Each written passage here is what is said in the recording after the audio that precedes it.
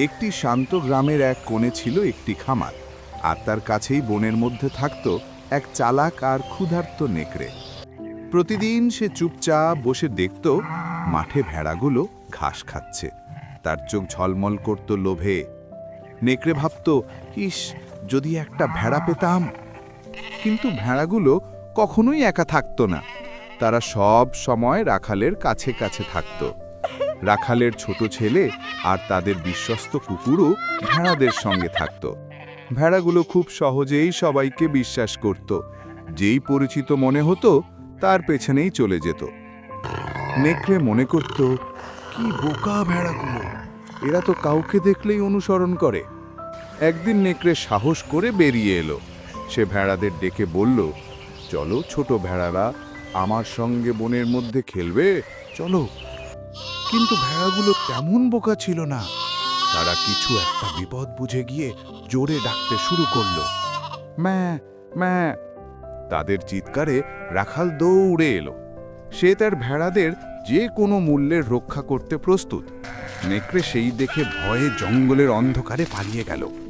বনের ভেতর একা বসে নেকড়ের খুব রাগ করল। সে এক গাছতলে বসে ভাবতে লাগলো, এবার কি কৌশল করলে ভেড়াগুলোকে ধোঁকা দিতে পারবো।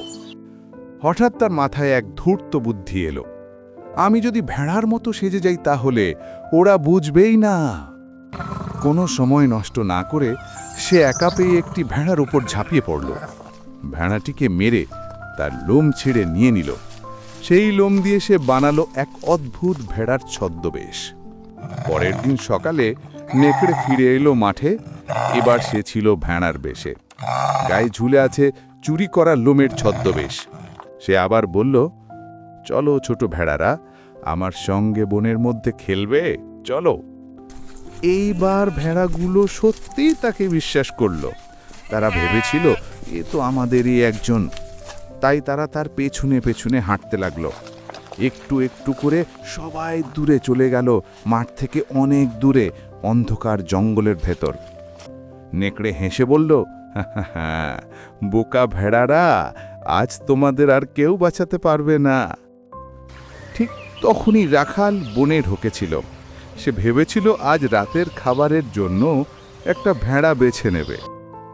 তার চোখ পড়ল সবচেয়ে বড় আর অদ্ভুত এক ভেড়ার ওপর। সে অবাক হয়ে ভাবল, এরকম ভেড়া তো আমি কখনো দেখিনি। কিন্তু সে তো জানতো না যে এই ভেড়ার ছদ্মবেশে আসলে লুকিয়ে আছে সেই লোভী নেকড়ে। এক মুহূর্ত দেরি না করে রাখাল তার কুঠার তুলল। কুঠারের আঘাতে এবার সত্যি বেরিয়ে এলো।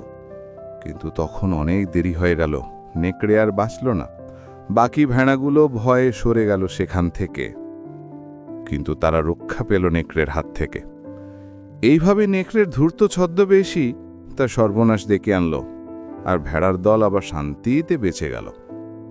আর এই গল্প থেকে আমরা শিখলাম যে লোভ আর প্রতারণা সব সময় সর্বনাশ ডেকে আনে, আর মিথ্যা ছদ্মবেশ আর ধূর্ততা বেশি দিন টিকে না।